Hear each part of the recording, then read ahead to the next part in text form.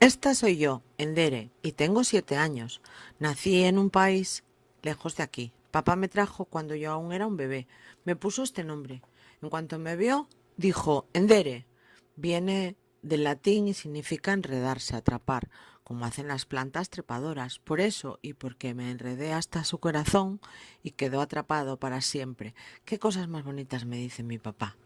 Él es maestro y siempre dice que mi nombre es el origen. Este es mi padre.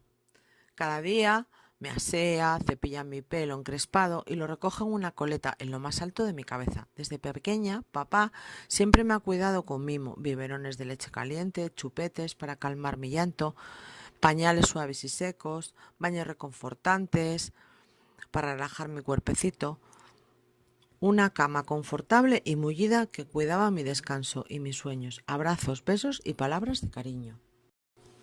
Cuando era pequeña, durante el baño me gustaba llenar la bañera de agua y chapotear un buen rato. Papá me decía que así se gastaba demasiada agua y no cuidábamos los recursos del planeta.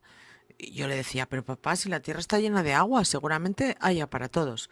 Pero mi papá me contestaba, Entere, hay muchos lugares donde las personas no tienen agua potable y donde ni siquiera han visto la magia de accionar un grifo y obtener el preciado líquido. ¿Te imaginas lo complicado que tiene que ser no disponer de agua corriente en casa y cuando quieres hacer un pis o tienes ganas de hacer cacotas, qué haces?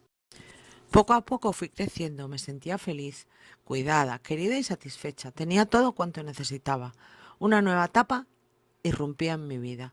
Una mañana mi papá me despertó temprano. Por fin iba a empezar a la escuela.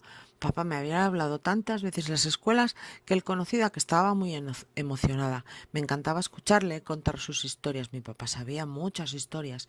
Él me decía que había escuelas por todo el mundo, pero que no todas eran iguales. En algunos lugares las escuelas no tienen paredes ni tejados y el maestro enseña al aire libre bajo la sombra de los árboles. Los niños y las niñas escriben en pequeñas pizarras como si fueran cuadernos.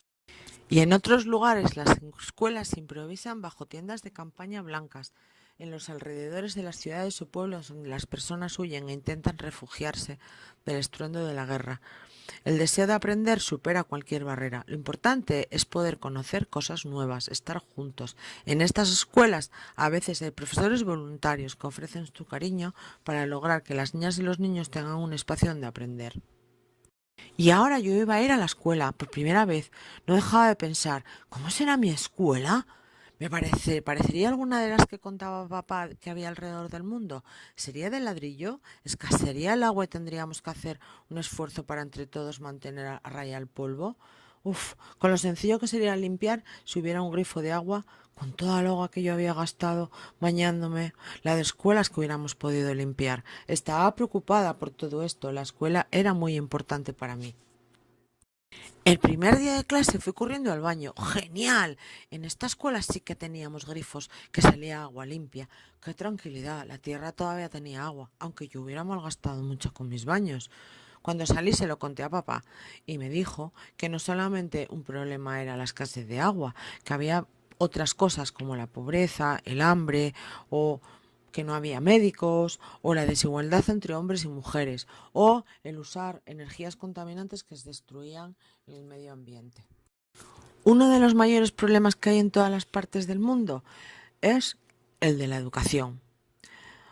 Y los ODS quieren garantizar la educación inclusiva, equitativa y de calidad y promover aprendizaje para todo el mundo durante toda la vida.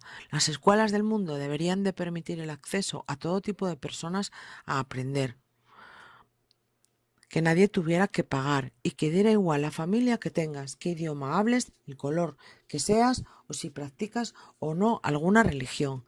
Antes de que acabe el 2030, el 2030, las escuelas deberían incluir a todos los niños y niñas desde los 6 hasta los 16 años y además ser una escuela de calidad. La abuela Chelo dice que ella no aprendió a leer ni a escribir de niña, únicamente sabía lo justito.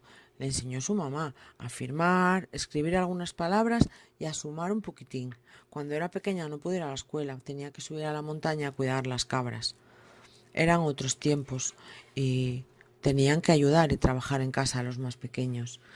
La escuela por eso ahora es tan importante, que todos los niños y niñas puedan asistir desde muy pequeños para aprender los colores, hacer amigos, cantar canciones, poder coger un cuento y compartirlo. Yo sí que he tenido suerte.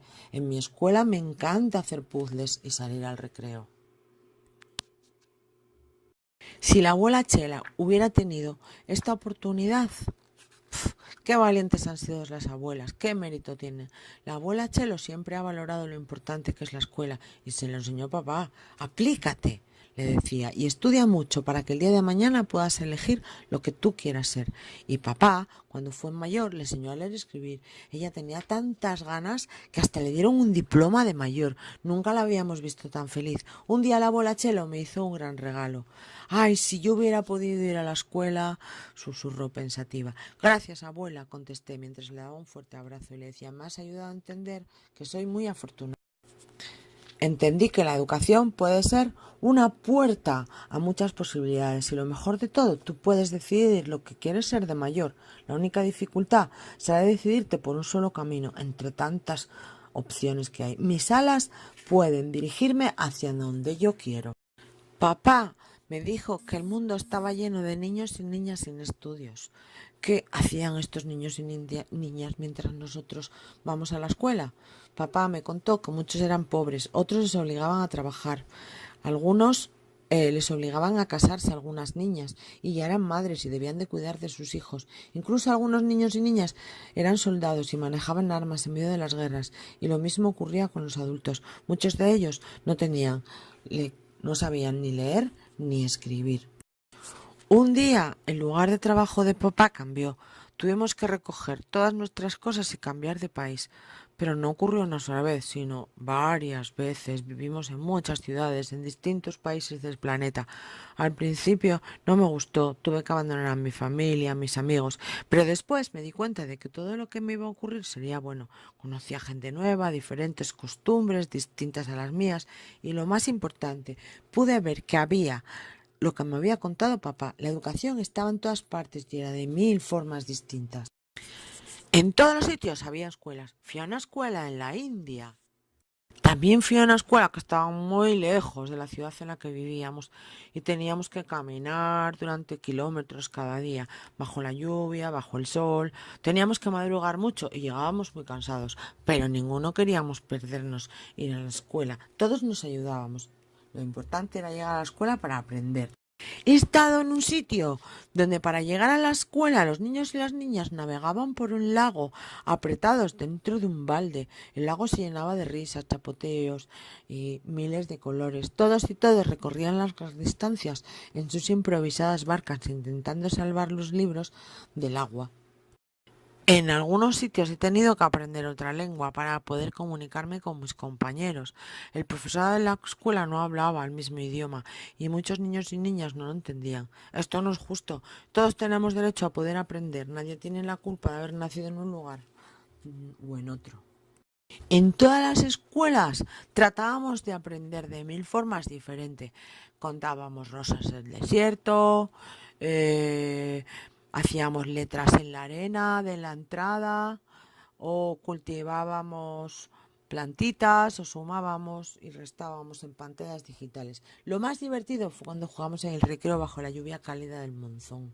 Me he dado cuenta que el objetivo más importante en todos los lugares que he estado es conseguir que el mayor número de personas sepan leer, escribir, matemáticas, pintura y música. Esos conocimientos nos ayudarán a conseguir nuestros sueños, todos distintos, pero tan valiosos que podrán permitirnos ser capaces en cualquier rincón del planeta de expresar nuestras opiniones, defender nuestras ideas y ser críticos con lo que vemos y oímos. ¿Te imaginas no saber leer ni escribir ni sumar? Pues manos a la obra, hay que conseguir trabajando para que todos los lugares del mundo, las escuelas, sirvan para aprender, que no se discrimine, que sean accesibles para todas las personas y que tengan cosas básicas como agua, luz y podamos utilizar el ordenador. En ocasiones falta el dinero, puede ser un problema. ¿Imaginas cómo deben de sentirse las personas? Desear mover las alas y no poder hacerlo por no tener dinero. ¿Quién cuida de esas personas? ¿Quién se ocupa de darles lo que necesitan para hacer realidad sus sueños? ¿Sabes que cuanto más formadas están las personas que viven en un lugar, mejor será ese lugar en el futuro? Las personas tienen derecho a lanzar propuestas a sus gobiernos para hacer posible que todos y todas continúen estudiando sin que el dinero sea un problema para nadie. La educación es la llave que puede cambiar el mundo y los maestros deben formarse bien, ya que la educación de todas las personas depende de ellos. ¿Te imaginas qué responsabilidad? Para ello cuentan con la ayuda de la Agencia Española de Cooperación Internacional, la Organización de Naciones Unidas o los Ministerios de Educación. Ahora es nuestro turno. En Uruguay había un escritor que se llamaba Eduardo Galeano y dijo que mucha gente pequeña en lugares pequeños haciendo cosas pequeñas puede cambiar el mundo. Así que ya os imagináis lo que yo quiero ser, ¿no? Quiero ser una ciudadana global. Una ciudadana global, no, quiero ser una ciudadana del mundo, capaz de observar lo que ocurre en el planeta y ser responsable día a día para contribuir a una sociedad justa, equitativa y sostenible. ¿Tú sabes qué cosas implica eso de ser ciudadana global? ¿Se te ocurren algunas soluciones que los niños y niñas podamos aportar?